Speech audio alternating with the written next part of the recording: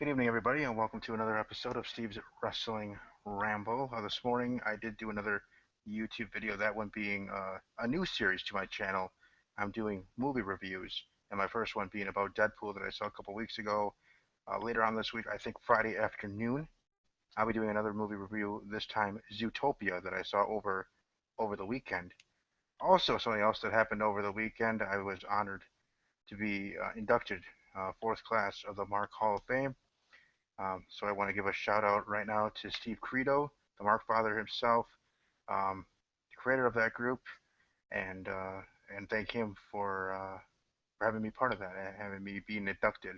And specifically, a thank you to Angry Cooter. Thank you to Angry Cooter for putting me into the Hall of Fame and for getting me to the group. Because if it wasn't for him, I would not know that the group exists, and the people in the group would not know that I exist on this earth. So that was pretty awesome as well. And speaking of the angry one, Angry Cooter is grace our presence again. How you doing this evening? I am wonderful. Thanks for asking. My Hall of Fame friend, how are you this evening? Good, good. And fellow Hall of Famers in the house. That's true. That is And tomorrow night with our regular crew, with Albert as well, all of us are Mark Hall of Famers now. true. It'll be the first episode of Main Event Marks where all the Hall of Famers will be in the building. That's correct. Hashtag main eventers, exactly. Um, but before I get into Monday Night Raw, as you guys can also see the title, Hulk Hogan, I wanted to talk about wins in the lawsuit against Gawker. Wins, I believe it was 115 million, and then on top of that, won an extra 25 million punitive damages as well. So he's making that F money, as Cooter likes to say. Oh, yeah. Let me explain something to you, Copleen. The most money he ever did make, was banging his best friend's wife on camera. Hogan, I know it sucks that half the world saw a censored digital version of your statuesque pinga. But you know what? It's the most money you ever made for making one movie. That is fantastic. I believe they awarded him 55 million in the judgment, 60 million for emotional distress, and the 25 million on top of that was punitive damages. My God, what a score! He's laughing all the way to the bank. Now the other flip side is that is going to be tied up in courts, with Gawker trying to win back and everything. Will he ever actually see that money? Will he actually be awarded less? The same thing was being talked about with the Erin Andrews case, where she was awarded a good chunk of money, and then it was maybe she won't see a whole lot of that money. Do you think in this situation, like the Erin Andrews situation, will either of them see the money that they technically were awarded in the end? I think he's going to see a good chunk of that. I don't know if they can actually afford that. I mean, I'm not aware of Gawker's financial status. However, I mean, Hogan's got some money, and Hogan's got some good lawyers, and my man knows how to talk his way through a courtroom. I mean, the stuff that we were hearing about the difference between Hulk Hogan's penis and Terry Bollea's penis. I mean, just differentiating himself from his character and how he talks about himself in public is priceless. And you know what? He's not wrong. I felt he had a good case. It's about time media is a little more responsible with what they release and how they release it. And you know what else is they ruined his career. I mean, you're talking about a guy after all those years came back to WWE and post sex tape, obviously, and everything is frozen in court. You're not allowed to put the whole tape out there, the whole 9 yards. And then they do some trashy thing where, oh yeah, it was a joint investigation between TMZ and the National Enquirer Online, and all that racist stuff came out. They ruined him. And you know what?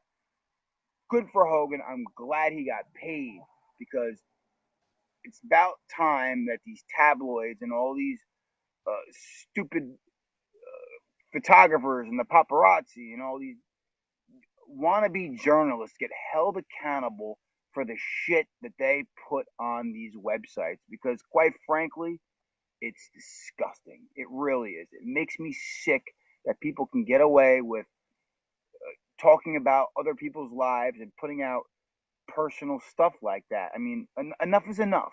I'm all for the First Amendment, the right to free speech, but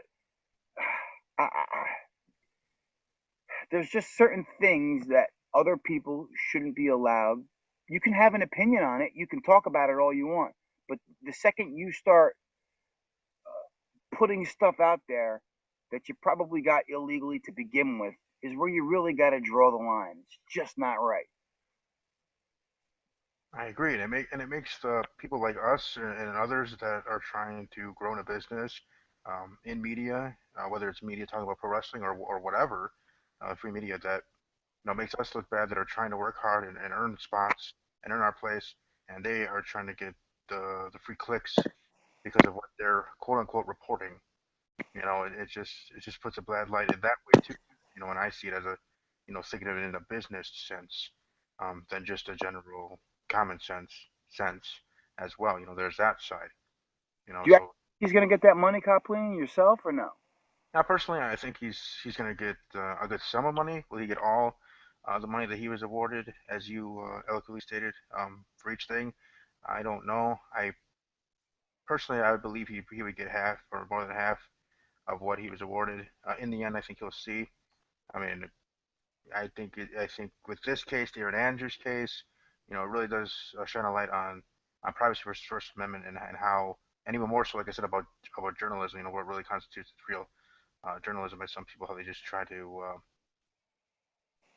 do some shady stuff that obviously I, not only as a person, um, am against, but as myself as a budding journalist and a podcaster and all the other stuff I'm doing, um, really makes us look bad, because then the general society, society might then look down on all of us because they think we're all that way, when most of us, the high majority of us, are not. We're good. We're talking about what we're talking about. We're staying on subject. We're trying to do what we do, staying in line and doing things the right way, as in with my podcast here, or with your podcast, or the one I'm part of as well, Main Event Marks. We don't just put up news stories that are total BS just to try to get clicks. We report what is reported, and we report what is reported, but what is the most credible as well. We don't True. just, and we don't make up stuff either, like some other people do. Try to do that. Yeah, Like I said, as I always, I I'm was sorry. just I was just gonna say the last thing is that I respect everybody and their opinion on the way they do things. I'm always that way, but I disagree on how some sites, even in pro wrestling, um, with their news, and making up stuff like, I know one thing, with Kurt Angle in Pittsburgh. So, some of them trying to pick up and saying that, oh, they thought they spot him here, or they're taking this thing a little bit out of context, whatever. I mean, I understand you want to try to be the one to get the scoop, to be the one to then the next week on your show or whatever, print on your print media, that, oh, I was the one that called this out. Well, if you don't get it right, then then you fall flat on your face. So even in that kind of element, or in pro football, if you're talking that, you gotta, you have your sources, you have your ways of where you get your own news to publish on your shows. All I say, in my personal opinion, is to do digging, to do research, and to do the work, um, because in the end you'll be rewarded. Then otherwise, if you try to do it the other way, where then, you know because then you just become less credible. Because if you try to make up things, if you try to have these stories just for people to click on, like the Kurt Angle thing or whatever thing, then people will see through it in time. So in the end, you know, karma will get them. But in the time being, for me, hopefully for the ones like us, like me, Angry Cooter, and many others out there, um, and whatever type of media you do, that we work hard and try to get to a point in our shows. It just makes us look bad. What are your thoughts on that? And that's why I hope something like this ruins Gawk, because they did things without integrity, and this ruins them financially. If they, God bless you.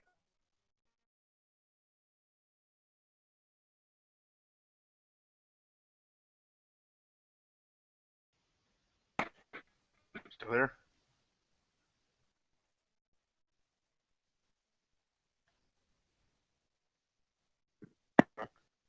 You're frozen. I'm here. Okay, you're freezing up. I couldn't hear anything over there. But anyways, I guess I'll just move on from that, from Hulk Hogan and that situation. Like I said, I think you will get a good sum of that money that he was awarded, just not all of Can it. you hear me? And we'll see how things go moving forward for him. Now, another thing to talk about on Hulk Hogan, I guess, even before getting into Raw, is that now with him winning this case, and then the bigger issue, which was, um, well, the bigger issue that kind of kicked out of WWE was his racial comments from the sex tape. Okay, but from winning the case against Gawker in within that sex tape, it's like a thing within a thing. Maybe he might come to WWE sooner. He could be back for WrestleMania. I think so personally. I don't think he'll be back at the very least personally, back until SummerSlam time. Maybe be the host of SummerSlam. Excuse me, host of SummerSlam. Maybe that would be the best point for him to come back into the company. I think that'd be a perfect timing for him and for WWE to have him back. Then you don't have to rush it, have him back right now, and you don't have to wait forever to have him back either. You want to find that sweet spot on having Hulk Hogan back in the fold, back in pro wrestling, back in WWE, and then they can he can reappear on the WWE network again as well with all the matches and stuff like that. Especially with the WrestleMania that we're supposed to have this, 2 weeks, in less than 2 weeks time, 32, which is almost trying to be promoted bigger than 20 and 30, which are the anniversary years, 20 years, 30 years, etc. Every 10 years. So they're trying to break attendance records. They're in Cowboy Stadium in Dallas. Maybe Hogan can come back for WrestleMania 32 here. I doubt it. It's just too we're just too close to it. I just don't see that happening. Not even in a surprise kind of circumstance. I don't see that happening. It'd be cool if it did happen. I just don't see it happening. So like I said, I think it'll be all the way until we get to SummerSlam time here, midsummer, on the road to SummerSlam, that there is even a chance of Hogan being back in the WWE in any capacity. I say, like I said, I think the best way to do it is have him as host of SummerSlam. I don't see him even before the situation being in a match ever again, but he can still be part of it in the other way, like Sting was and is and will be for WWE.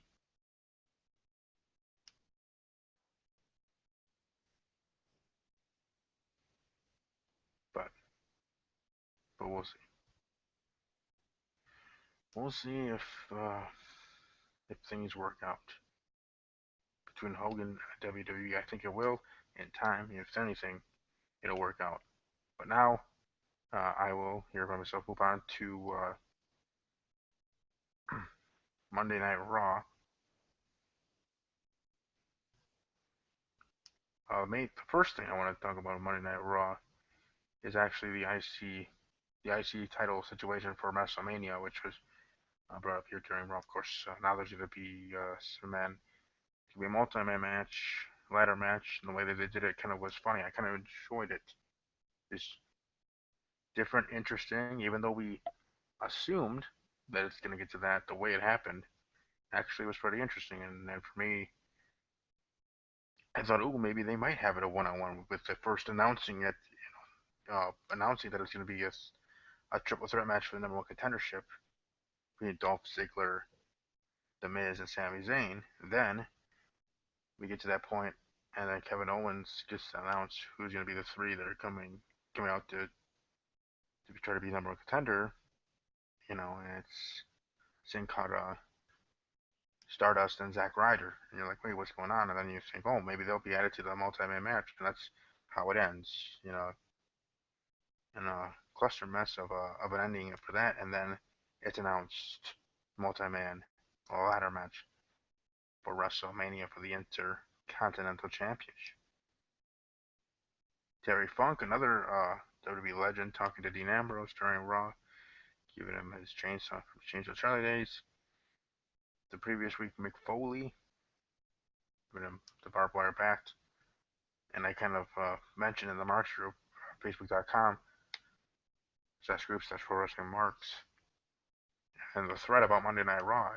I said, well, maybe Edge next week should be the one to be the legend and give him a lighter, from that spot at WrestleMania 2021, 22, 21, 22, 23, one of those three, with his match with Mick Foley. So we have a barbed wire bat with a lighter and a chainsaw. That's pretty interesting here for the PG era, even though obviously none of those things probably would be used. It's just symbolizing something. It's symbolizing kind of a passing of a torch to Dean Ambrose. Kind of from those type of superstars, the more I think of it right now, it's more symbolism than it's actual specifics to the items he was given from the legends that gave it to him, Mick Foley and Terry Funk. Symbolizing Dean Ambrose as now the modern day, true to his character, the Lunatic Fringe, the hardcore, not a hardcore legend yet, obviously, his career still has ways to go, but a hardcore type of superstar, gonna do anything, doesn't care if he gets his body beaten up in a match, do everything he can to win that match, sort of thing, or the same thinking of Terry Funk and Mick Foley and much of the ECW originals as well, to be quite honest. So hopefully they do that one more week here on the go home show. And heck, they might even do one last one to make it four. You know how I like even numbers for things. Do it a fourth time at WrestleMania before his match. Another legend right before he's about to go out for the match or something. Have a moment there backstage with him and a legend, giving him one more item for the match, and then maybe, even though as much as I said it was symbolism, he might come out there like Raven did. Remember Raven from WCW? Uh, I think it was Raven. It was WWE. They came out there with a grocery shopping cart with the hardcore weapons for the matches, for his hardcore matches. But so Dean Ambrose being the modern day of what they were, and heck, Terry Funk might not have ever been a WWE champion, but Mick Foley was, and a great tag team with The Rock and Sox. So those two things being big things from Monday Night Raw. Another thing I have to say is the build between Shane McMahon and The Undertaker without even Shane McMahon or The Undertaker being part of Monday Night Raw. There's something I want to play here for you guys, for your listeners, whether you're watching live or later on in archived, from Justin LeVar of Triple H Radio. I know some people don't like him, but hopefully you guys respect his opinion. And I just wanted to share what he said on his radio show about how he thinks this whole thing's going to go down between The Undertaker and Shane McMahon, and how he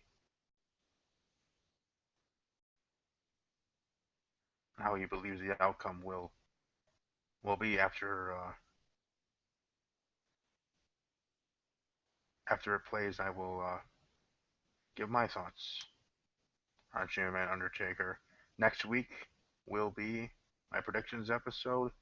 I hopefully will have a guest co-host maybe Cooter will be my guest co-host. You never know. You have to tune in to find out next week. My WrestleMania prediction episode right here. Justin the Bar from Triple Live Radio, his own show, and also he's with WrestleZone on that show as well over the weekends.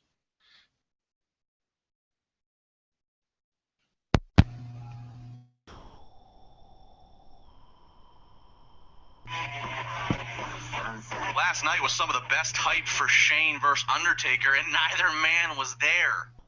That speaks to the power of the two individuals and the big-time performances they can bring, along with the gimmick, of course, that is Hell in the Cell.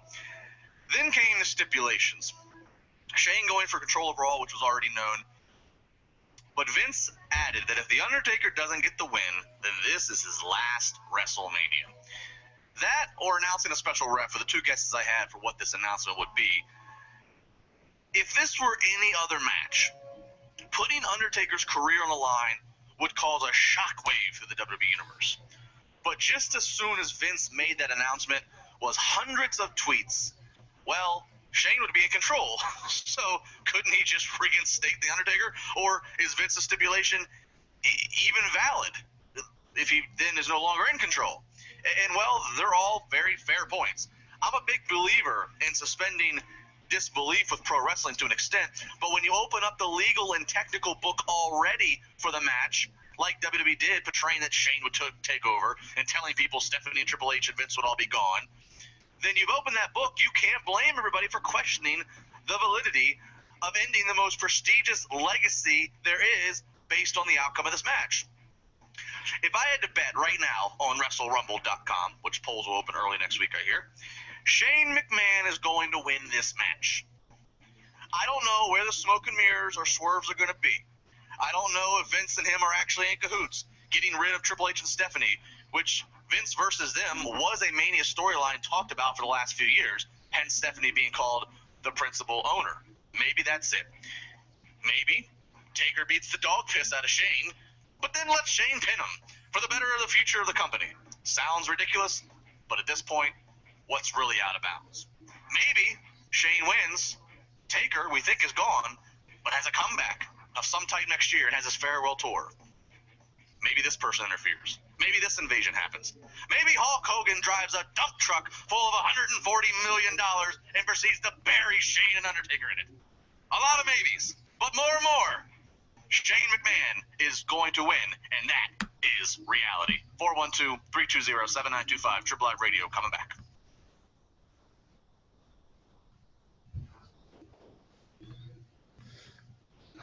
I just wanted to share that a guy that I do respect highly in his opinion, and my opinion on this whole thing. I'm not going to give my prediction, of course. I'm going to wait for next week to do that here on the show. But I think I've actually liked the way they built this match, and the way that they built it, the hyping it, the having superstars and divas talking about it, and all this other stuff, makes it as big as it should be. Because it is pretty big with the stakes that now are on the line. You have The Undertaker's career. If Shane wins, he gets control of Raw, pretty much getting control of WWE in that way.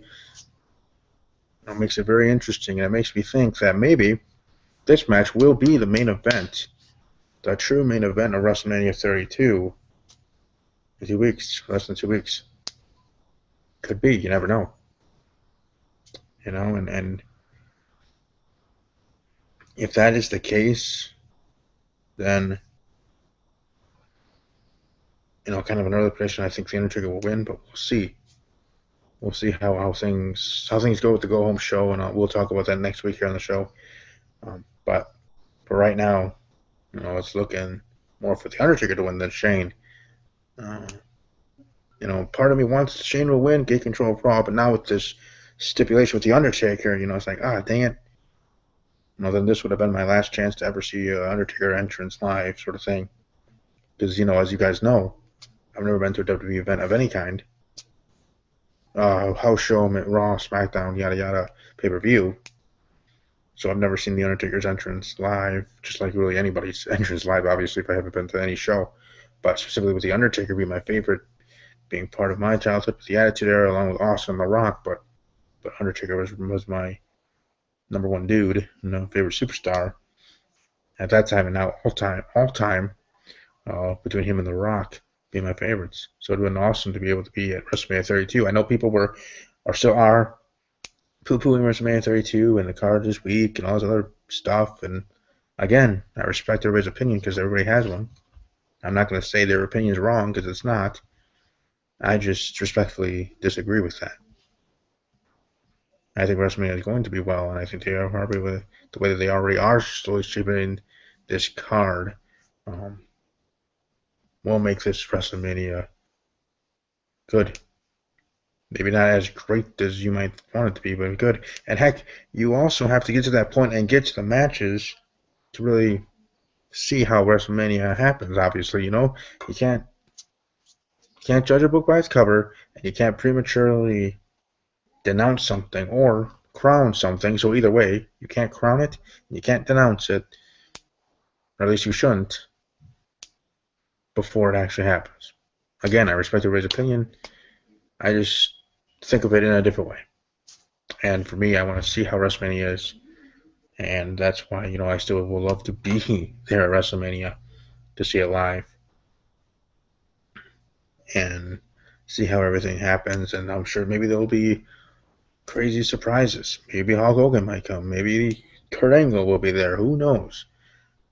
Maybe, okay, I understand the likelihood of that is low. Okay, I understand that. But you never know with WWE. They probably try to bring all the bells and whistles for their matches, especially for the two main events. And then you have the ladder match, which I know some people would have rather had a one-on-one Sami Zayn and Kevin Owens match for the IC title than the multi-man ladder match. But that multi-man ladder match is still going to be pretty good. And it's nice to see Zack Ryder on the card, pretty much being like Titus O'Neil's villain in a way, since he's suspended and can't be at WrestleMania. Now, WWE can have a change of heart, and out of nowhere, Titus O'Neil can be a surprise return, quote-unquote, at WrestleMania and win the Andre the Giant Memorial Battle Royal. That'd be cool, but again, I don't see that happen. For all of us WWE fans, whether we're on Facebook groups, have our own podcasts like Solo Monster Sounds Off, Good Mic Work, those two, I was going to say go-getters are top of their profession here on YouTube. Then you also have Dankop, CM Pulse, LuGPS4, and others that do usually WWE gameplay, Willpower, that do WWE gameplay, but do talk WWE as well on their channel. Very smart individuals. Hopefully I could have maybe one of them on this show. So if you are watching, or if one of your fans stumble upon this episode and watching, let them know that the invitation is always there for them to give their strong opinions on WrestleMania next week during my prediction episode. But I think it's going to be good. I look forward to the Shane Undertaker match. And I will let you guys know also if there's still any way for me to go to WrestleMania, but that's more or less likely. I mean, heck, if I can't go to WrestleMania, I would also like to go to the New York area to hang out with some of my friends, part of the Main Event Marks, and have a watch party as well. So, but we'll see either way. And if none of that happens, which, like I talked about, other things that might be a low possibility for either being at WrestleMania Live or in the New York area with my Main Event Marks crew and group for a viewing party, then I will still enjoy it and will still look forward to it. In order of interest, I think number one for me is Brock Lesnar, Dean Ambrose, Shane McMahon, Undertaker, and the triple threat Divas title match between Sasha Banks, Divas champion Charlotte, and Becky Lynch. And then fourth would be the WWE World Heavyweight Championship match between Triple H and Roman Reigns. So that's my top four of interest of looking forward to for WrestleMania 32. But with everything that happened on Raw, it could have been better Raw. I mean, I thought this Raw needed to hit it out of the park even more than next week's Go Home show. just because usually in the go home show, at least in my assumption,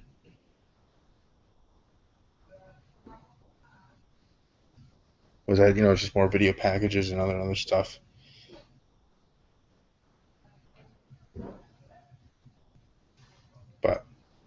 But we'll see.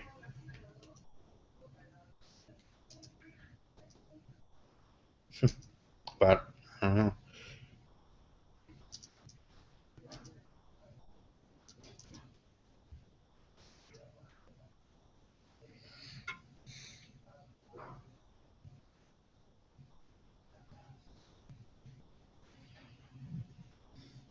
But it was okay. I still give Raw probably okay grading, but we'll see how things go moving forward.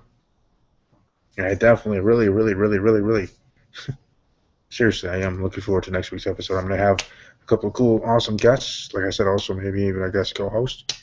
We'll see if that goes through. But I know House of Reactions, that trio there. Shout out to them. Great content. Check them out on YouTube. Just search House of Reactions and check out their content. And I'll let them know Steve from Steve's Wrestling Ramble sent you their way. They'll be on the show talking WWE, giving their predictions for WrestleMania 32. It's gonna be fun. I was gonna say something else, but never mind. It's gonna be a fun time next week. I really do hope that the people that I've talked to are able to make the episode. So we're gonna have a grand, because maybe, just maybe, my Google Hangout here will be filled up next week with 10 people, 9 guests, 9 other people plus me, the host, 10 total. That would be awesome. That also means a longer show, yes, but it also means then you get other people's opinions, not just me, myself, and I. That's why I'm also looking for a permanent co-host for this show. I think that would be best for business for my channel, but specifically for this podcast, and also for my Talking Package with Steve podcast, to have a co-host that is dedicated to the topic of pro wrestling or NFL, that would be able to work with me in that adventures thing as well. But thank you to everybody that's watched live and will be watching archived. Next week's going to be great. It's going to be on and popping. It's going to be very exciting WrestleMania prediction episode. As of right now, it will be on Tuesday, but depending on when other people, when my guests, like House of Reactions and others, if things and schedules don't work, maybe I'll move it later in the week. But follow me on Twitter at WWE_podcast. You can see the banner below. And I will make sure to tweet it out if the time has changed. If you don't see a tweet anything about it, then it will be Tuesday, 8 p.m. Central start. But I will let people know later if anything different. So take care. Have a great rest of your evening. I will be back here on my channel on Thursday evening, around 8 p.m. Central, to talk NFL as we get closer and closer to the NFL draft. And we'll go from there. So everybody, stay safe, have fun, and as always, take care.